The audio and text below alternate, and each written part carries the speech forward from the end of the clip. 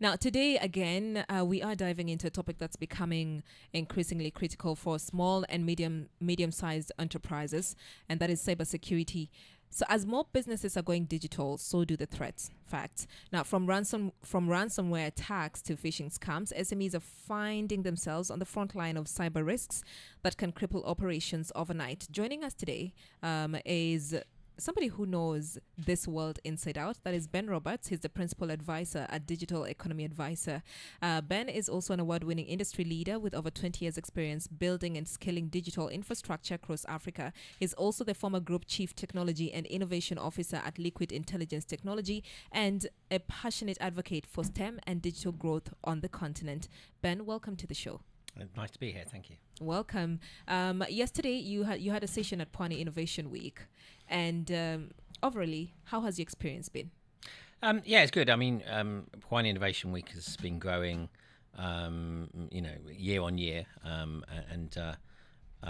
it's good to be back. I mean, so seeing, I think the conversations that are taking place now is really about, really how to get the economy going on the coast, right? And that including the digital space, which is where I'm coming from, but also, areas of tourism, blue economy, and really how to not only get the economy going, but to have youth participating in the economy and building the economy. Yeah.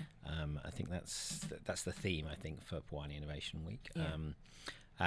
We had a very good discussion in the afternoon around cybersecurity and cyber threats, and really how it's infecting youth and small businesses, SMEs, or even we call them SSMEs, super small or whatever, enterprises. So it was again a lot of participation from a very great panel we had, and young people in the audience taking part as well. Yeah. Okay, so let's start from the top. You've spent decades shaping Africa's digital landscape. How has the cybersecurity environment for you changed over time, especially from small and medium businesses? For small and medium businesses. Well, it started. First, it started here, right? We're in Mombasa, and the real digital journey of Kenya and of this whole greater part of East Africa, started very close to here with landing stations and fiber optic cables that came in about 2007. Coming to Mombasa's shores. Now I reached, I got to Kenya in 2013. The company I was working for had built a lot of fiber optic cables and data centers getting into the heart of Kenya, into Nairobi, and the rest of the country and the rest of East Africa. But that's where the journey started. Is like sort of laying down infrastructure. It reduced the price of internet, like 2,000-fold. Somebody, former colleague of mine, recently produced this price list from 2007, saying this is what it was for megabits per second of internet, and it was like $2,000, for that much bandwidth. Now everything's much more affordable, but I think when I first came, we still didn't have all that much resilience in the connectivity, right? It would be buffering, it would be down. Sometimes the fiber could be cut, or the subsea cable could be cut, and internet would be almost off all the time. Now, a lot of work's been done by different players, building what is really something reliable in terms of that digital space and the data centers and the connectivity from our data centers to other data centers elsewhere in the world. So you've got something resilient and reliable, and that means that the cloud computing has become something that is, it's a real thing, right? When I first came, you'd have to have your server in your office and connect directly to your server. Yep. But now, SMEs basically are going to be using cloud computing. Yeah. So SMEs are starting out, they're not going to be thinking about, where do I, put a server rack in my office and put in equipment. They're thinking about software as a service platforms. They're thinking about putting their whole digital presence of their business, whether they be a digital business and it's a platform, or whether they just be a normal business and they're just doing their ERP online. They're going straight to SaaS, really. So SaaS is software as a service. So a lot has changed. So a lot has changed, but the threats have changed, right? Yeah. So the threats around cybersecurity would be around physical security, people coming into your office and accessing your server. Yeah. But now your servers are somewhere else in a data center. You don't even necessarily know where it is. True. Yeah. Okay, so I know we're going to talk about the threats later on, but there is a perception that cyber criminals only target large corporations. Is this a myth? Well, no. I mean, one of the panelists yesterday asked, have you been scammed? Right? I mean, anyone here in the room been scammed? Yeah. Yes. I mean, I think a lot of individuals and people have been scammed online. Yeah.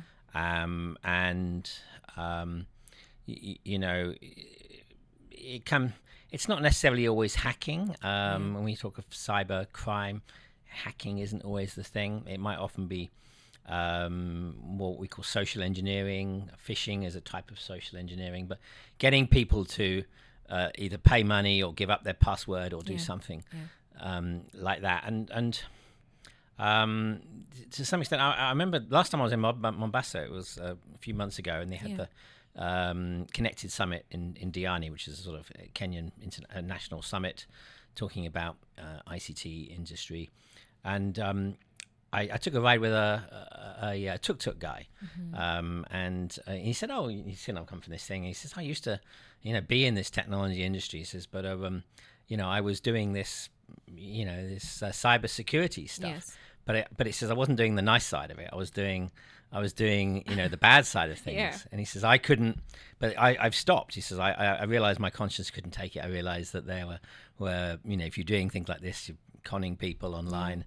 There were victims. And he wanted to go straight. Now he had some skills. He would have liked to have gone into the legitimate side of the industry, but he felt lack of opportunity, so hence he was driving a tuk-tuk, so but he'd taken that decision that he'd rather drive a tuk-tuk and stay honest than do the dishonest side of cyber business. So why should when we say that everybody, the cyber criminals don't just target large corporations, so the small businesses, what should they do? Should they be concerned? And then also, how do they ensure that they're not at risk?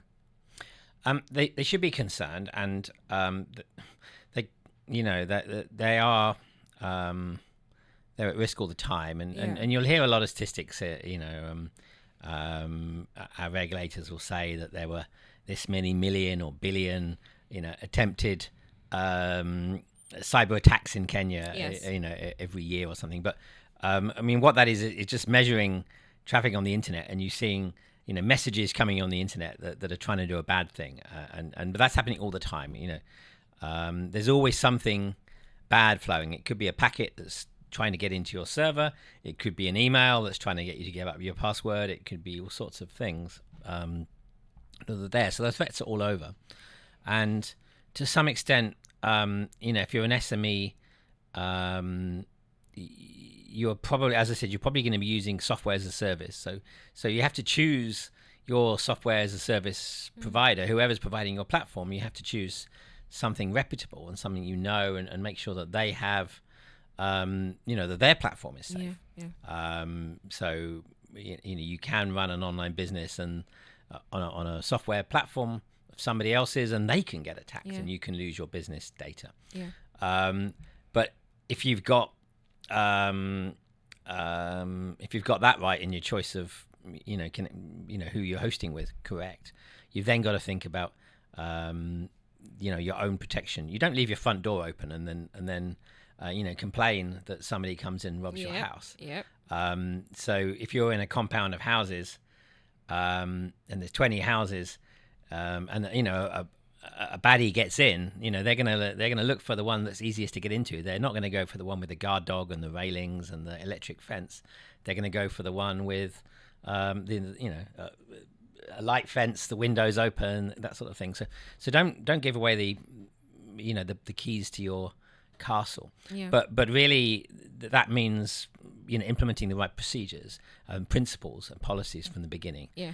And that does sometimes have a cost. Sometimes you find SMEs that they might be sharing their license or something for a platform, with 10 people because, they're paying per person for a seat license for a platform, So unfortunately, people start making a compromise of cost of security. Cost of security principles can become very easy if you have like one accountant using a platform and then you're going to add 3 more and you've got to triple the cost of your platform. So people make decisions that bring in risks, not doing things the right way. So there's a business balance to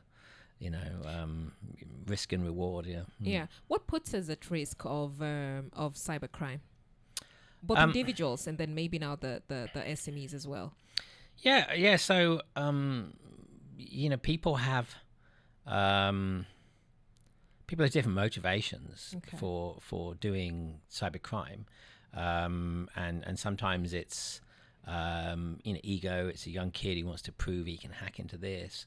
It can be you might have a particular cause you want to spread. If you want to sort of attack a company, you think this is a company doing bad things or something, that sort of thing. But the main one that we're facing, and particularly the one, if you're an SME, is going to be financial gain, right? So they either want to get into your system in order to immediately steal from you, move money, change the bank details, send the money somewhere else, process payments, or extract your data. So you have data that is there, get hold of your data and then extort you for money for to get your data back.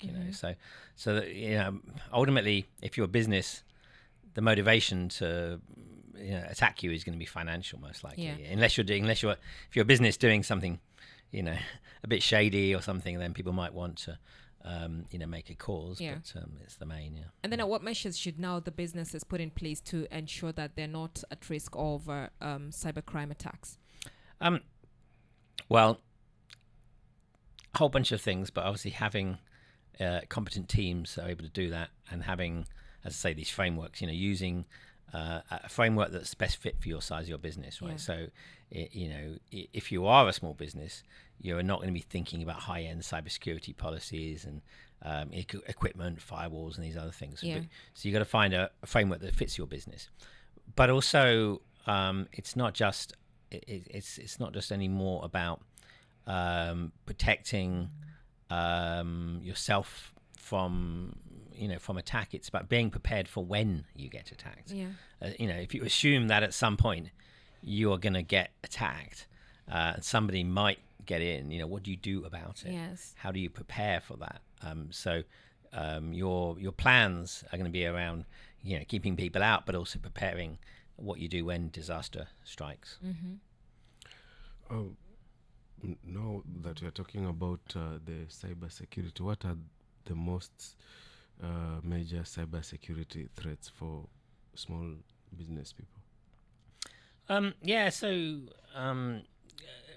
Threat-wise, in terms of the ways in? The topmost cybersecurity threats. It starts, if you're thinking about, how can people get access to your systems today. I sort of mentioned, the threat is people trying to, commit financial fraud and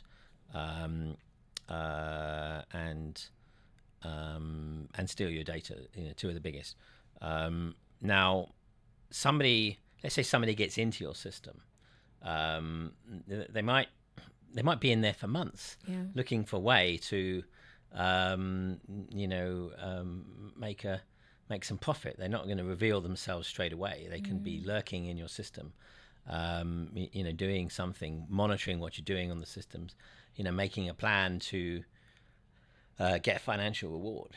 So there might be an inherent, the threat might already be inside, and then as well, the insider threat is what's the attack is coming from the inside. And you'll see when we hear about cases on large business, and we hear about a lot of the things you hear in the news about so and so's bank system or whatever was hacked by somebody and money was stolen. There'll always be an insider. That's an inside person who was aiding and abetting the people on the outside, and it is quite a serious threat, right? Because finding somebody working in a business, the more people you have, the more risk there are, and some might not be having the right moral fiber to deal with somebody coming up to them and say, hey, I want to do this, so that is it's a huge threat, really, that one, and we're having a lot of like a persistency of this what we call phishing, which is when you get this email from your boss and say transfer some money here or do this or something else. I don't know if it's worse in Kenya and Africa, but certainly in some companies there'll be a culture of when the boss says do this, you say yes sir, and that's I think a bit more prevalent, but I think it makes it a more vulnerable target for that sort of thing. If you see something that looks like it's official, people can fall for it.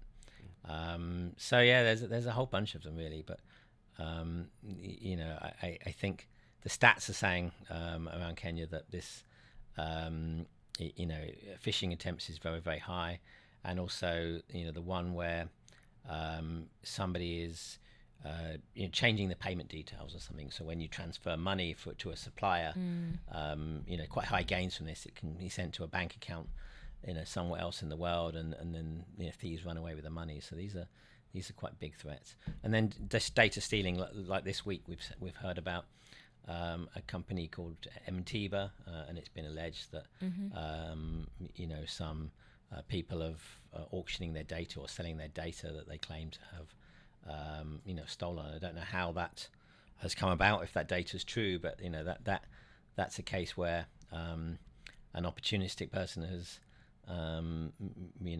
got hold of a data set, or maybe they manufactured it, I don't know, but they're trying to profit from those things. So if you have data that's important, then data is valuable itself. So the threat really is money and data, right, in summary. Yeah. And you see, Ben, most SMEs rely on cloud storage that we've just talked about, and also digital payments. And they are convenient, right? But also, these are also potential entry points for hackers. What should business owners keep in mind when adopting these tools? Yeah, well, I mean, it's a way for hackers, but also even a way to even pretend to be somebody. When you have online platforms and digital payments, someone can falsely represent you on a platform. And I said I once got scammed, but it was a case of I needed a visa from one of the embassies in Nairobi, and couldn't change the appointment online, and I found this link.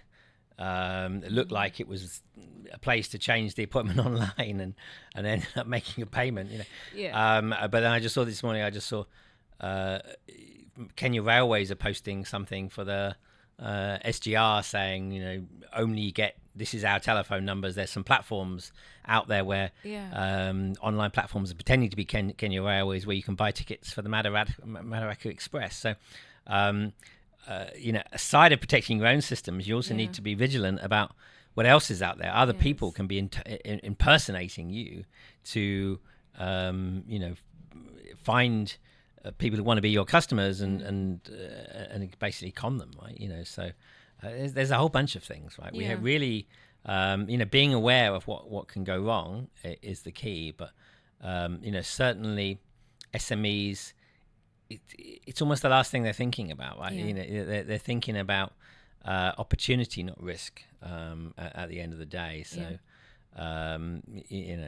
having good advice, even if SMEs are not having their own cybersecurity people on staff, having good advice is a good thing to have, right?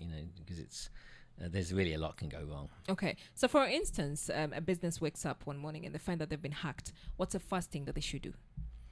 Well, it depends. They need to work out what the impact of it is, right? Okay. And if they have find that they've been money's been stolen or whatever, they need to put stops on things straight away. Call the bank, call the payment provider, whatever it is, and shut down whatever those things are that caused financial loss. But the difficult part, the more difficult part is when there's data lost. So we have in Kenya, we have a data protection act, which has laws around data protection. So if you are a company and you're looking after people's data, citizens' data, that makes you a data processor, a data controller. So if data is lost, you are obliged really by law to file that concern with the Office of the Data Protection Commissioner, to declare that this has happened, while you're investigating. But the key really at this point, you've been hacked. You need to call professionals, right? You're not going to sort this out on your own if you don't have cybersecurity professionals on the team, and even if you do have, they might be part of the problem, not part of the solution. So I think calling in.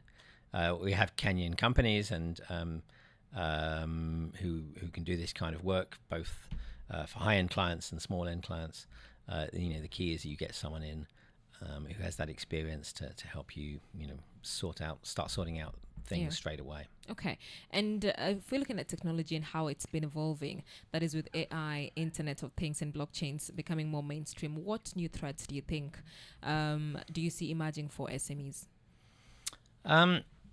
I don't know. Look, I mean, SMEs have probably got enough to worry about at the moment than the new threats.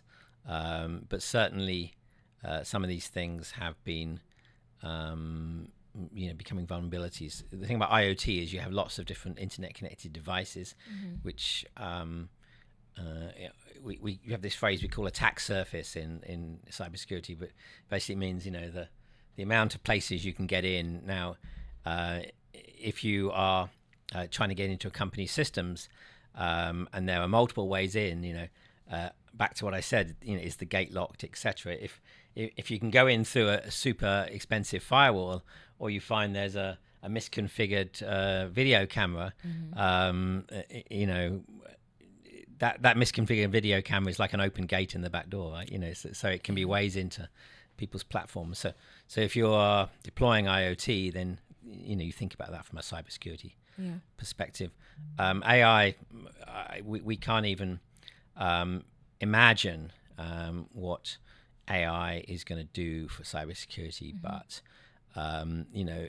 what it means is that something that you would need to probably spend a lot of time studying and getting a lot of skill in to do any kind of cybercrime now is suddenly much easier to pick up and say, wake up one morning, I'm a hacker, and that is the main threat, I think, right now is that the way AI is working, the tools, there were already tools that, things you could buy, online tools for doing things, but it's becoming more and more right now. So what you're saying is AI is going to make it easier for people to learn how to hack a system. But also there are other tools that make it easier for people to defend a system, but they ain't cheap. They ain't cheap. Because you're talking about systems that can do the work of 5 analysts. So the companies designing these things are pricing it accordingly. Yes. Being a person who is passionate on STEM education, and you've said that if enabled with ICT, it can help the young generation. My question is, do we have enough institution to teach the young generation, those who are coming up, to take this SMEs, that they can be taught on how to counter cybersecurity attacks? I think it's worse than that, really. I mean, we have many institutions of learning, but most most are not equipped to be doing anything. There are people leaving school with no computer literacy at all. I went to one of these technical training colleges, the county VTCs they're called. I went to one of those. I won't mention which county, but a particular county. And I went to see I saw there was an ICT class going on. There was a lot of people in this ICT class. But I noticed that some of the people there seemed very young. I said to the instructor, what's the age group of these students? And he said, well, some are adults, who are coming in, they've, they want to get some ICT. This is basic computer literacy. They're teaching you, how to use a computer, how to use a mouse, how to turn the computer on, how to control or delete, the basics, right? He says, but a lot of the people here, even almost half of them, they're, they're grade 7 leavers, right? They've left school and not going back to Form 1. And they're coming here to learn computer literacy. So some of them are 14, 15 years old. Now, he said that these people are leaving school and have never touched a computer. Now, this is 2025, and we've got kids leaving school, and they're leaving school from primary, or they're even leaving secondary school, having never touched a computer. And you think you're going to be prepared for the modern world of cybersecurity, So, we are going to need to have all institutions and need to be equipped with computers, internet, connectivity, and people that can teach those things. Now, I kind of taught myself my own computing, but I had my own computer at home when I was a kid. I was 14 years old and had a computer at home. And had a computer lab at school. Now, I went to school in another country, but this is 40 years ago, right? Yes. And we're having now, 40 years later, people are leaving high school without having touched the type of machine. So, for me, connecting all schools to internet is something I think is a irreducible minimum is the word. But we have to do it, right? And I do some work with UNICEF as well on this, who have a global initiative to connect all schools to internet in the world to internet. But done projects in Kenya around this too. But I mean, you certainly can't be having the fact that we're having to talk of teaching adults digital literacy skills now is catching up for a gap of the past, right? As I say, I'm a digital native, but I'm 55 years old, right? Yeah. Okay. Now, if we're looking at, because you said for you to put in place security measures to avoid cyber attack, right? You say the softwares are expensive, right? For small businesses with a limited budget, what would you say are the non-negotiables, the basic steps that they must put in place to stay protected? Passwords, right? And multi-factor authentication are the other ones. So, have all your devices should be, locked, right? And that can be a screensaver on your computer, it can be on your laptop, or it can be your phone is going to automatically lock. And then, so your device is locking, but then all of your platforms, they need to be having this kind of multi-factor authentication. So if you want to open your bank account app, it's going to ask you for several questions. It might want to see your face before it can open it. It'll ask you a password. It might send you an OTP. These are the types of precautions you need to be taking as an absolute minimum. Okay. It doesn't cost you anything to get the basics right. All right. And finally, Ben, what's your message to entrepreneurs and SME owners who feel that cybersecurity is too technical and too expensive to deal with? Well, it's certainly going to feel that way, but I mean, if you are going to be, you know, if you leave the risks open, that can be the type of attack that can happen. Can be the sort of attack that will close your business, right? You know, so you know, you have to bear in mind that you know, what's the worst that can happen? The worst that can happen is your business closes tomorrow. You have to send all your employees home. That you still owe them money, and you have other debts to pay. This is the worst that can happen, right? So if you don't take it seriously, then that's what you're risking. Is that a risk you want to take? It is not. It is.